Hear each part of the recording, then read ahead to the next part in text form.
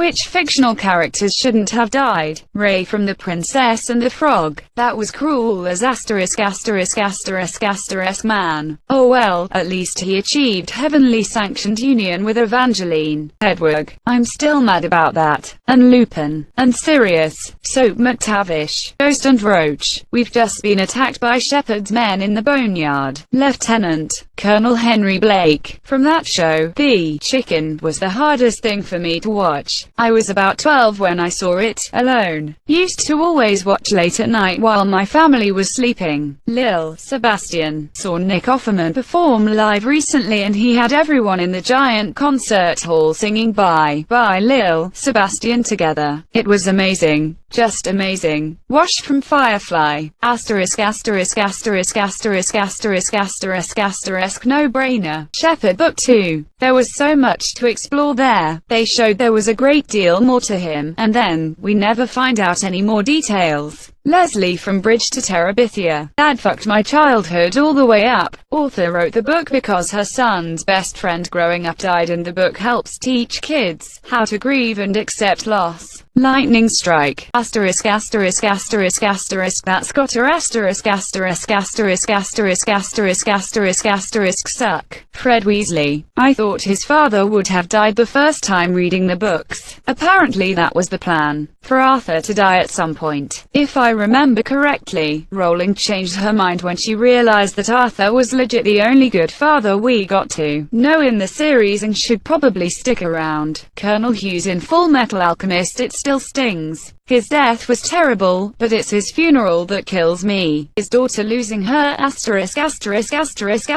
because she doesn't understand what's happening really hammers home the tragedy. And then there's the Nina scene. You think okay it's bad but they'll come up with a way to fix her and it will be alright in the end. Oddly I cannot think of any more sad deaths that did not happen in the ending arc. CT-5555 aka Fives from Star Wars The Clone Wars. Imagine if he hadn't died. Palpatine could have been ported entirely. Not only that, the Clone Wars would have likely ended much sooner than it did. Anakin would have never converted, the Jedi Order saved, the Empire never founded, and both galactic civil wars would have not been started, and billions of lives would be spared. The dog in I Am Legend, the dog in John Wick, but there'd be no movie. Nico's sister in Percy Jackson. Bats Bianca didn't need to die. The mom in How I Met Your Mother. Came here to say this. I love how Christine Milioti played the mother. She was so endearing. It was a bummer to see all that lead up and character development thrown away for a cliche, full circle ending. And the kids were just super cool with it. Like, yeah dad, we've been watching you pine for Aunt Robin for years and we need a new mom anyway since ours is, yeah no, dead and all. It killed the show for me. Glad Ted and Tracy are still together in an alternate universe though, I guess. There is a quest in Mass Effect where a beloved ship doctor dies to save a race from extinction. You can have him live but you doom a whole race so he sacrifices himself, but I always felt like he really just wanted to die as a hero to atone for his sins. Then again I don't think he would have been as memorable if he had lived. Had to be me. Someone else might have gotten it wrong. I am the very model of a scientist Salarian. Quicksilver in Avengers, Age of Ultron. I guess they had to kill him off because Fox was already using that character but weren't using Scarlet Witch. Edit. Wow, THKS blew up overnight. TBF Marvel's version was pretty underwhelming in comparison to the X-Men version. If he'd stayed he'd have consistently been in his shadow. Age of Ultron. Scarlet Witch was barely willing to fight Ultron with the Avengers and her brother. Endgame she basically soloed Thanos. They could have made him stronger. Plus then we can get a scene where after all the heroes come back from the dead, Quicksilver saves Hawkeye when he's carrying the gauntlet and says, "What? You didn't see that coming?" Teresa in the Maze Runner trilogy. I read the books way back when they came out in 8th grade. Literally in the last book, The Death Cure, they kill off the main female character 2 pages before the end, in the lamest way possible. This girl who was built up as an important link to the Wicked group in the first book, as well as a telepath. In the second book, she is a leader, fighter, Her death was basically the entire group running for an exit. She gets pinned by falling debris as a building collapses and is left behind. This would have been fine if not for 1. No one makes an attempt to save her, and 2. The book ends when the group gets through the door. She literally dies, and the book ends with the entire team in an empty field, saying how they'll make a fresh start. Meanwhile, they literally just left friends and civilization to die. Yeah, I was really disappointed with the ending of The Death Cure. Each book kind of declined in quality, IMO, but that ending was just so bad. One of many problems with that series. The first book was interesting, but I feel like the series was built on a mysterious premise without any solid idea of where it was going. The Stormcloak soldier who gets beheaded at the beginning of Skyrim Monsieur. If he'd have just shut up and let the priest talk, he would have maybe been saved by Alduin when he attacked the city. But nope, he just had to rush things and ended up dying a completely avoidable death.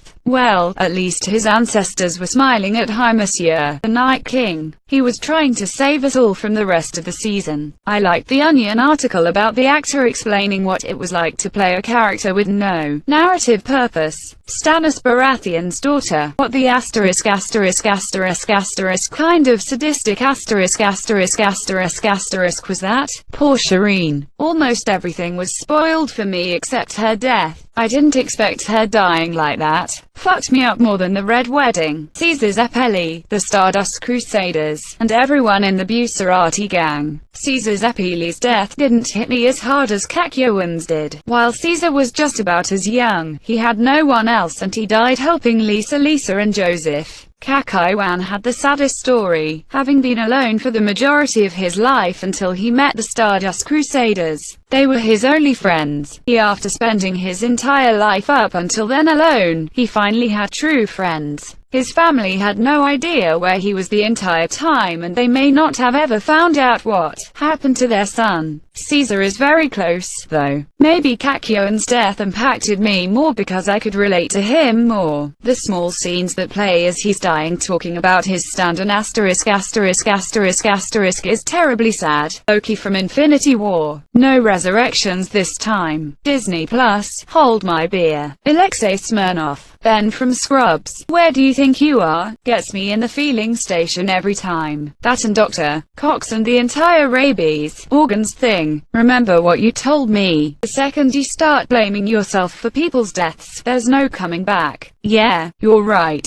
Walks out the door. Key gone. Can you imagine if his death was saved as part of the climax for Anakin's downfall in Rots? That would have broken canon with Obi-Wan not being Anakin's master, so Monsieur could have allowed a way for Obi to act as a brother more than a master, and the death key gone would be the killing of Obi's master as well, tempting him to kill Anakin, and his resistance of the urge to kill Skywalker when he has the chance would further highlight the contrast between the paths they took. Or Qui-Gon could have lived but been severely injured. Obi is still the master, but Qui-Gon comes out of injury leave, retirement, rehab to try and stop the boy he recruited only to die by Arnie's hand. Obi could be conflicted with defending his master or his Padawan. Or Obi could have been drifting towards a reckless and less virtuous path where Palpatine is trying to recruit him as well. Anakin could have been this high-minded and steadfast Jedi in his virtue. Little things disappointing him, but him taking it on the chin with patience. All the while Obi is stoking the flames due to his frustration with bureaucracy of the Order, Anakin being denied his right on the Council, the limits the Jedi Oath places on his ability to help people, etc., etc. Then have Anakin being the one succumbs as a twist, and Obi being the one to remain true to the Jedi way when it counts. Enter Qui-Gon the whole time trying to counsel an increasingly erratic Obi, which allows him to miss Anakin's descent to the dark side. Then have whatever method of killing Qui-Gon as necessary to seal the deal. Maybe Obi contemplated leaving the Order just prior to the execution of Order 66 and Qui-Gon and him getting into a fight which leaves Qui-Gon partially injured. Obi dips out of the Order and is away when all breaks loose, comes back when he sees what's happening happening by tracking Qui-Gon down only to watch Qui-Gon perish and inspire him to leap into battle. There are several ways which I think would have allowed Anakin to be less moody and whiny, and to utilize the dope character that is Qui-Gon, Bing Bong from Inside Out. This was honestly gut-wrenching. I cried so hard at that part. I have little kids and it just made me so sad. Bob in Stranger Things, Remus and Tonks from Harry Potter didn't deserve to die. Arthur Morgan, Lenny too.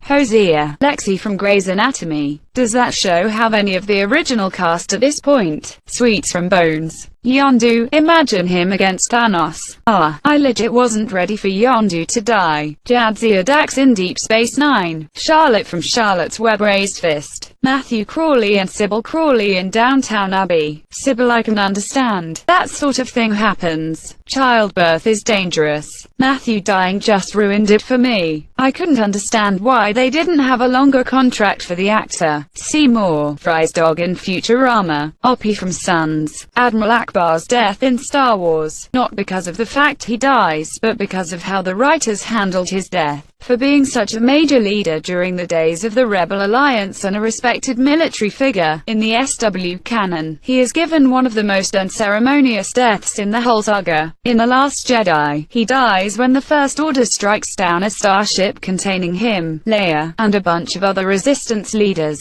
Now, dying in a space explosion is a pretty badass way to go, but the problem is that A. Akbar did nothing in the film prior to that scene, outside of saying one or two lines near the start. B. He's not the focus of the scene. Leia is. He's just treated like some random background officer. And C. He's not even on screen during the interior parts of the explosion scene from what I can recall. What's even worse is that for being such a respected military leader, Akbar's death has virtually no impact on the other characters and is hardly even mentioned by both the characters and the film itself, excluding a short, blink and you miss it line about halfway through the movie. It's just a disingenuous towards the character. Agree. Until reading it was online, I had no idea that was even Akbar. For all I knew, it was any other Mon Calamari. For a major character to go out, it should at least be obvious who it is. Sirius Black. This is always going to be the fictional death I'm most mad about. It still feels as fresh as it did when I first read the book. He went through so much asterisk